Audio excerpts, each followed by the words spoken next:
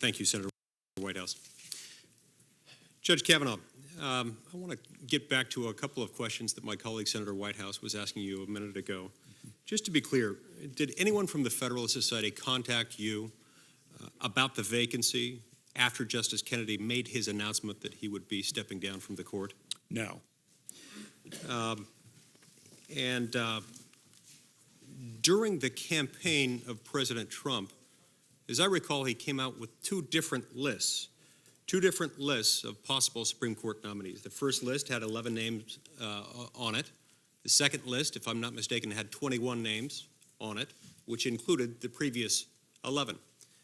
There were reports at the time that some outside groups had some involvement in that. Were you involved in the first list? Were you included in the first list? I was not. Were you included in the second list? I was not. Okay, so you were, you became under consideration only after President Trump took office, correct? That's my understanding. That's when I became identified. And after he was staffed up, after he had his own staff within the White House.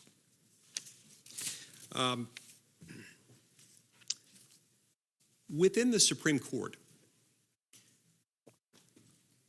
is it the case that there is an aisle, much as there is in the United States Senate or the United States House of Representatives? There's no aisle or separate caucus rooms in the Supreme Court, either literally or figuratively, in my view. And under most circumstances, in most years, in the past decade or so, the number of cases that are decided on a 5-4 margin have been very low, less than 20% as far as I can count. Is that roughly consistent with your understanding? That is. Meaning that the configuration of 5-4 is much less common than basically all of the others. It is dwarfed in comparison to those cases that are decided either 9-0, which is often the biggest contingent, or 8-1, or 7-2, or 6-3. Now, even in those cases that are decided 5-4, does the fact that it was decided 5-4 make it any less of a legitimate decision? Does it make the judgment any less binding on the parties in that case? No, it is still a decision of the court, no matter what the ultimate majority opinion is composed of. And would it behoove a lawyer who is an officer of the court to call into question the subjective motivations of a court simply because of the fact that the court decided a case on a 5-4 basis? Well, if I were a lawyer arguing before the Supreme Court, I probably would refrain from questioning the motivations of the justices. I think each of the justices, I know them, they are all committed to the Constitution of the United States and impartially discharging their duties. Of course, have different perspectives on certain issues, but they're all, I think we're fortunate to have eight hardworking justices who have outstanding records and are committed to the Constitution and committed to the independence of the judiciary. What about in the circuit court, in the D.C. Circuit where you have served? Would it be fair to suggest that a case is somehow less legitimately decided if that case were decided along the lines of which president appointed which member of the D.C. Circuit? The precedent stands either way. Thank you. I want to get back to a separation of powers point that has come up along various lines of questions asked by my colleagues today. Is the Constitution relegated to the judicial branch? Is it something that is to be upheld and interpreted only by those who wear black robes? No, Senator. Let me take you through the process, I think. So Congress, of course, passes laws, and in considering laws, Congress will also often assess the possible constitutionality of the laws passed. So in the first instance, when you're considering the passage of a law, you might assess the First Amendment implications, or if it's a national security, the Fourth Amendment implications. and or the due process, Fifth Amendment implications. And we've all taken our own oath to uphold the Constitution. Right. So you do your best, and then the executive branch as well. They're constitutional, whether to sign the bill, for example, for the president, if the president has a constitutional concern or a policy concern, but the president could veto the bill for that reason. That has certainly happened historically. And then when it comes to the court, of course, we assess in cases or controversies the constitutionality of a law that is challenged there in the context of a specific case or controversy. We don't, President Washington, George Washington, asked the Supreme Court for an advisory opinion in his first term on a disputed legal issue.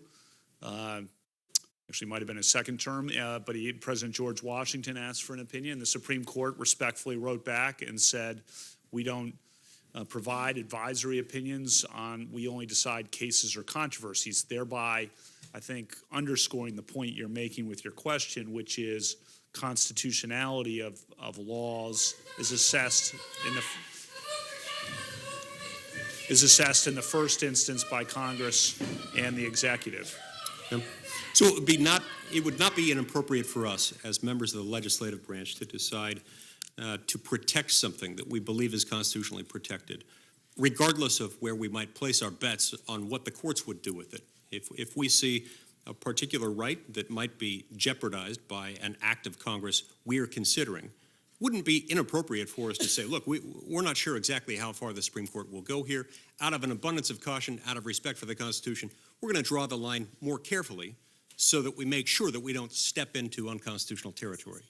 That has happened historically, and I think happens today, and that underscores how the Constitution tilts toward liberty in so many different ways. It tilts toward liberty because it's hard to pass a law, as you know, with both houses and the president, and then not only might there be policy objections, but members of Congress might say, well, even if the Supreme Court would uphold this law based on my assessment of the Supreme Court, I have a First Amendment objection, Fourth Amendment objection, Eighth Amendment cruel and unusual punishments clause objection, equal protection objection, and based on my view of the Constitution, I'm going to vote no on this law. That's another way in which the constitutional structure all fits together and tilts toward liberty. For that very reason, it would probably lead to some bad results if we were to not do that. In other words, if we were always inclined to say, let's just pass this, if it's unconstitutional, the court will do something about it. Can you foresee instances in which that could create problems? Yes, Senator. I think Justice Kennedy has written eloquently about this. Each official, each officer in Congress, each member of Congress, each senator, the president takes an oath, of course, a constitutional oath, to abide by the Constitution. And that's very important for each member to understand and underscore, as I know all of you do. And that is an important part of the separation of powers process. I don't think that the framers thought, well, let's pass something even though we ourselves, meaning the members of Congress, think there's a constitutional problem here. And that's not how it has worked historically, nor do I think that's how the framers necessarily intended for Congress to work. And there are myriad instances, moreover, in which we might enact something that for one reason or another might not be challenged for a long time, or might be difficult to challenge due to justiciability issues, somebody lacking standing, absence of a ripe controversy, and so forth. That particularly happens in the national security context, I think, Senator, because there's often not someone with standing, especially if it's something being done in a foreign country against foreign citizens, that might be difficult to get into court in some way or another. One of the reasons I focus on this today is that there was an exchange you had with one of my colleagues earlier today about the indefinite detention of American citizens apprehended on U.S. soil. Mm-hmm. There was some discussion surrounding this, suggesting that ex parte Curran might somehow justify this. You don't need to respond to this, but I think it's a point that needs to be mentioned. Justice Scalia mentioned in his dissent in Hamdi that ex parte Curran was not this court's finest hour. And in fact, what happened was the case was argued. It was decided the next day. the saboteurs were taken out and executed the next week, then the opinion itself was issued many months later. So again, I'm not asking you to opine on the ongoing validity of ex parte current, but the point is you seem to agree that Congress certainly has the authority to protect liberty, notwithstanding the possibility that the Supreme Court might not step in a particular case. Absolutely. A couple of points in response to that, Senator, if I might. Justice Scalia, of course, dissented in that case, joined by Justice Stevens. One of his more powerful dissents on individual liberty. You will only protect corporations and its archaic worldview. You will not protect the Constitution. The American people have no faith in you, sir. One of his more powerful dissents, protecting individual liberty, there ruling Justice Scalia with Justice Stevens that it was impermissible to hold an American citizen in long-term military detention.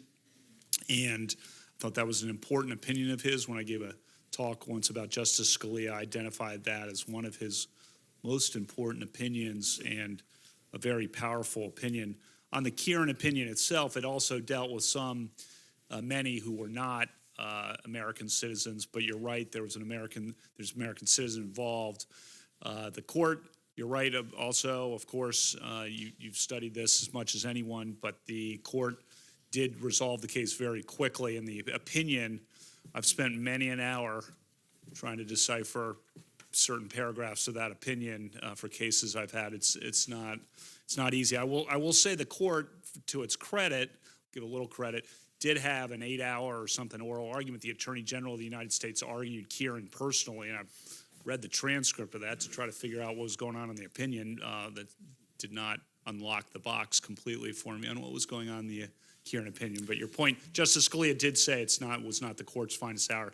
It was a rush. And rushes, sometimes the court has to rush, but rush decisions in a judicial context sometimes aren't always the best. On that point, would you be open to the idea of bringing back the era of the 8-hour oral argument? I mean, Yeah, fun. yeah. The 8-hour oral argument. We did have one in an in-bank case maybe 2 years ago that went all afternoon. After we got back to the conference room, I don't think anyone was saying we should do that in every case. Understood. Let's talk about judicial philosophy for a minute. I'd like to discuss Federalist 78. In Federalist 78, Hamilton discusses the dichotomy between will on the one hand and judgment on the other.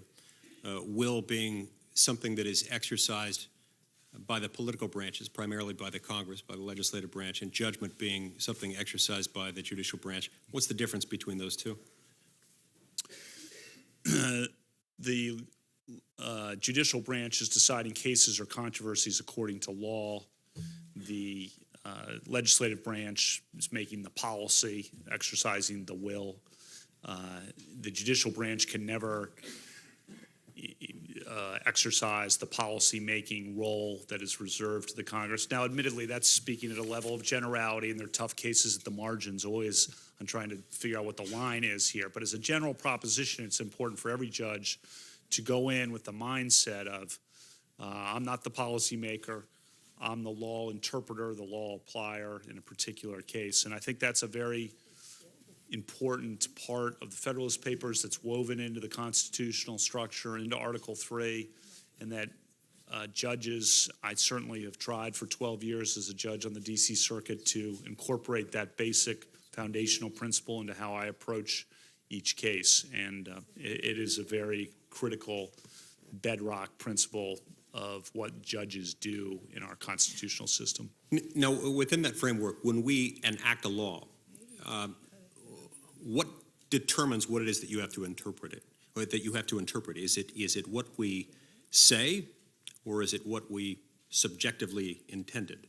It is what is written in the text of the statute. Senator, Justice Kagan said it well at a talk 2 years ago, maybe 3, at Harvard Law School. I was present in the audience. She said, we're all textualists now.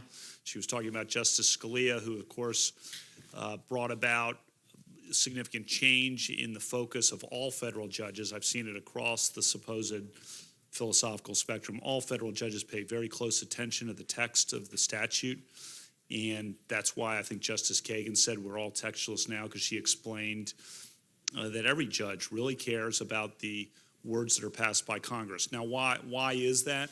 I think about it both from a formal and a functionalist perspective. As a formal matter, the law passed by Congress is the binding law. It is what is signed by the president. It's what's gone through the Senate and the House, and that is the law. But also as a practical or functional matter, I think having seen the legislative process, I know how compromises come together in the House and the Senate, within the House. There's negotiations late at night over precise words and compromises inevitably.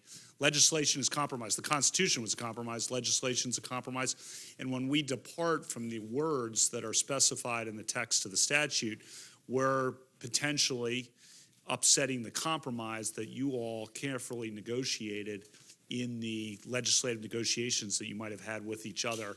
And so that's a danger that I try to point out when we're having oral argument in a case or we're deciding cases, that if we deviate from what Congress wrote, we're potentially upsetting this careful compromise, even if we think we would have struck the compromise in a different place as judges. That's not really our role. So I think both as a formal and functional matter, it's important to stick to the text. There are canons of interpretation, which occasionally cause you a presumption of mens rea, presumption against extraterritoriality and the like, that cause you to superimpose a presumption on the text. But otherwise, sticking to what you passed is very important. But you certainly consider yourself a textualist, and if you follow Justice Kagan's statement, we're all textualists now. That's what judging is. Judging is paying attention to the text, in statutory cases, paying attention to the text of the statute, informed by those canons of construction such as presumption against extraterritoriality, presumption of mens rea, presumption against implied repeals, things like that are settled canons, although some of the canons are not so settled, which is a whole separate half hour of discussions. How does textualism relate to or differ from originalism? So originalism, as I see it, has, to my mind, means in essence constitutional textualism, meaning the original public meaning of the constitutional text. Now, originalism, it's very careful when you talk about originalism to understand that people are hearing different things sometimes. So Justice Kagan, again, at her confirmation hearing, said we're all originalists now, which was her comment. By that, she meant the precise text of the Constitution matters, and by that, the original public meaning. Of course, informed by history and tradition and precedent, those matter as well. There's a different conception that some people used to have of originalism, which was his original intent. In other words, what did some people subjectively intend the text to mean? And that has fallen out of the analysis because, for example, let's just take the 14th Amendment Equal Protection Clause. Well, it says right in the text, equal protection. Equal means equal. As the Supreme Court said in Strouder, what is that but the law shall be the same for the black and the white? That's Brown v. Board, focuses on the text. But there were some racist members of Congress involved in the red who didn't think it should apply in that way to certain at least aspects of public life.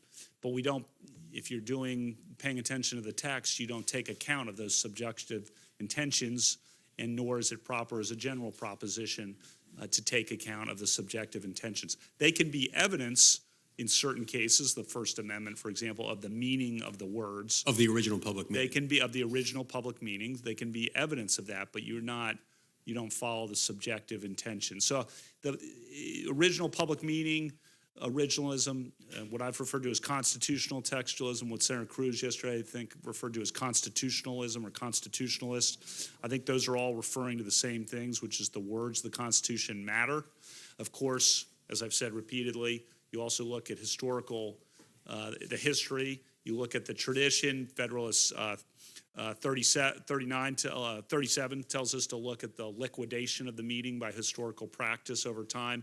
And then you look at precedent, which is woven into Article 3, as I said in Federalist 78. But that start with the words, as Justice Kagan said, we're all originalists now in that respect of paying at least some attention to, or more than some, paying attention to the words of the Constitution. So if we stipulate for our purposes today, as we're having this conversation, that originalism refers to basically textualism applied in the constitutional sphere with an eye toward identifying the original public meaning of the constitutional text at issue, you're an originalist. That's correct, and Justice Kagan, as Justice Kagan said, I think that's what she meant. We're all originalists now, and I think she said what she meant and meant what she said when she said that.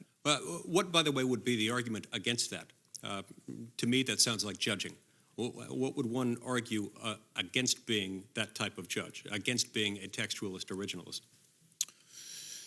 Well, there are different philosophies of what a judge does, but I think the judges, what the role of a judge is. But I think the law, Article 6 of the Constitution says, this Constitution shall be the supreme law of the land. And the word law is very important there. It's not a set of aspirational principles. It's law that can be applied in court.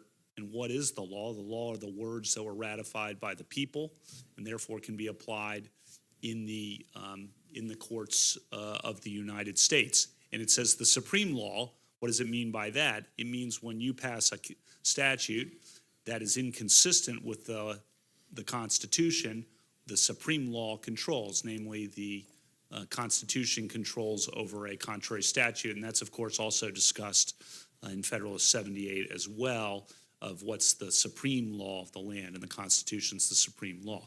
Again, precedent, historical practice subsequent to the passing of the text. We see that, for example, in Establishment Clause cases. The court will often look at the text, what's the historical practice, and precedent, which I've said is rooted in Article 3. Those things all go into it, but the words, the original public meaning, are an important part of constitutional interpretation, and has been, I think, throughout.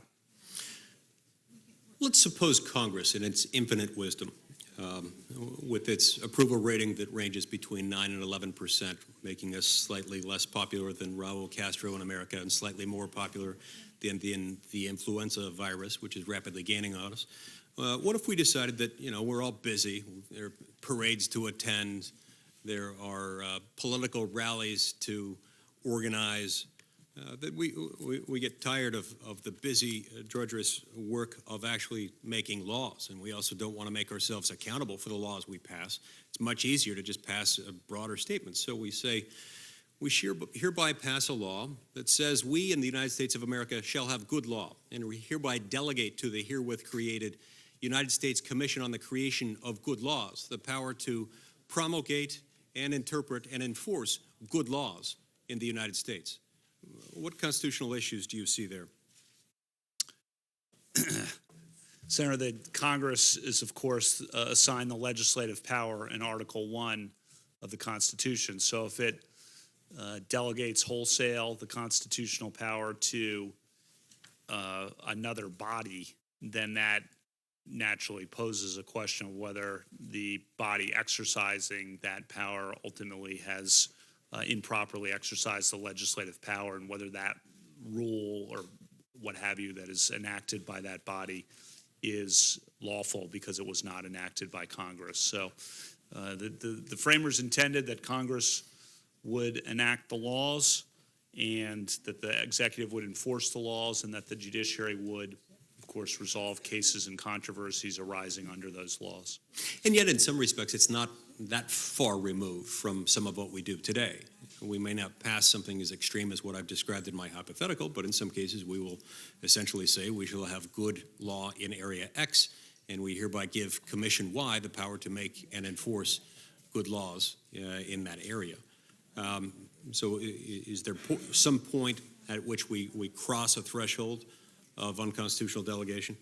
Well, the Supreme Court, as you know, Senator, has a non-delegation principle, and it, at least under current precedent, it has allowed the delegation, and I don't want to get too specific here, but it has allowed some delegation. Now, some justices or judges would say, actually, when the executive enacts rules pursuant to those delegations, that's the exercise of executive power, but I think there's been some pushback on that, and in any event, the Supreme Court has a doctrine on the non-delegation principle, and the line is debated on where that should be drawn, but there is precedent that does suggest that at some point, Congress can go too far in how much power it delegates to an executive or independent agency. And when we do that, at some point, we're shirking our own responsibility because we're making lawmakers rather than laws. And we're also consolidating into one body the power to make and enforce laws, which is not only something that can lead to tyranny, it's the very definition of tyranny itself. I want to get to the campaign finance discussion that you were having a few minutes ago with Senator Whitehouse. With regard to Citizens United, didn't the Supreme Court uphold the disclosure requirements at issue in Citizens United? It did. I believe that was an 8-to-1 margin.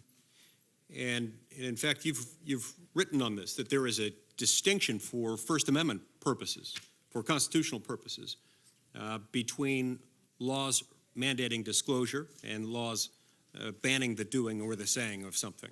Isn't that right? That is what the Supreme Court has said in certain contexts, and that is the law as set forth by the Supreme Court. Citizens United is a good example of that, Senator. And in a case called Emily's List versus FEC, you wrote that disclosure requirements trigger a rights that receive, quote, less First Amendment protection, close quote, than speech prohibitions, other types of speech prohibitions. And I think that followed from and is Supreme Court law and is consistent, I believe, with subsequent Supreme Court law. Of course, the subsequent Supreme Court law controls. Okay. Do you have a favorite among the Federalist Papers? I'm not asking you to choose here between Eliza. No, that's right. Yeah. Yes. So I like a lot of Federalist Papers. Federalist 78, of course, the independent judiciary, the role of the judiciary. Federalist 69, which says the presidency is not a monarchy, is very important when Hamilton explains all the ways in which the presidency is not a monarchy on our constitutional system. I think that's very important. Federalist 10, which talks about factions in America and explains that having the separation of powers and the federalism system, dividing power in so many different ways, would help prevent a faction from gaining control of all the power for the people of the United States. And that makes it frustrating at times because it's hard to pass new legislation, but that division of power helps protect individual liberty. I think that comes a bit from Federalist 10. Federalist 37 and 39 talk about, on the one hand, how we were just talking, laws that are the Constitution over time can be, the term, liquidated by historical practice. What does that mean? That means that as the branches fill out the meaning of the Constitution over time with practices, those can be relevant in how the court subsequently interprets certain provisions. We see that in Dames and Moore versus Regan, for example. We talk also about the national and federal government. So the combination in 39, the combination that we have, this odd, that's the genius, right, of having a national government plus state governments, and then within the national government, the House is proportional representation, the Senate is state representation. That interesting compromise, which Madison, by the way, was opposed to, but that compromise at the convention. Federalist 47, which Senator Klobuchar mentioned yesterday, the accumulation of all power in one body is the very definition of tyranny. I start my separation of powers class every year with that exact quote that you read yesterday, Senator Klobuchar, because that's very important. 51, if men were angels, we wouldn't need government. So sorry, I've got like 8 kids. It's brilliant, and I think that's a great greatest hits list. If these were on Spotify, I'd say you put together a list of those. Let's close in the minute and a half I've got left. I gave myself an additional 30 seconds because of the 2 interruptions there. Tell me how you were informed by Federalist 51 and how that relates to your role as a jurist. Your role as a jurist now on the D.C. Circuit, the role that you would play if you were confirmed to the United States Supreme Court. This understanding that government is an exercise in understanding human nature. If we were angels, we wouldn't need government. And if we had access to angels to govern over us, we wouldn't need all these rules, these cumbersome rules that make government so inefficient and so frustrating. Why is that important, and how does that affect you as a judge when trying to interpret the Constitution and trying to interpret acts taken pursuant thereto? That's an interesting question, Senator. I think we recognize that we're all imperfect. First of all of us as humans are imperfect, and that includes judges, and that includes legislators, and includes all of us are imperfect. And so we recognize that in how we go about setting up our government. If there were some perfect group of people, we'd put all the power in that one body. But because we're imperfect, putting all the power in that one body would be, as Senator Klobuchar was saying, the definition of tyranny. So I think the way we deal with the imperfection while also having a government, because we're imperfect, is dividing the power, separating the power. And that, again, to my mind, that all reinforces why the framers, the genius, despite the flaws in the Constitution, and there were flaws, the genius of separating the legislative, executive, and judicial powers, tilting toward liberty in all those respects, and then having a federalism system where we still have state governments that can further protect liberty and be laboratories of democracy as well. I think all that is because we're imperfect and because we recognize the imperfections. It's also why we have things like a jury system. Even within the judiciary, we didn't trust a judge to do trials on his or her own criminal trials. Or civil trials. We have a jury system to recognize, and we have usually 12.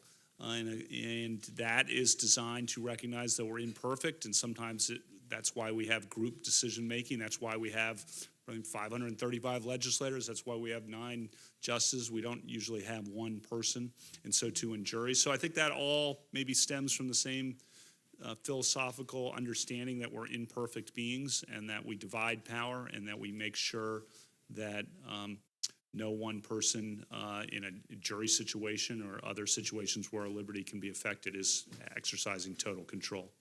Great. Thank you very much, Judge. My time has expired. I am not the chairman of this committee, even though I'm playing him on TV. I understand that under the previous order entered before he left, we're supposed to take a 10-minute break. We will stand in recess for 10 minutes.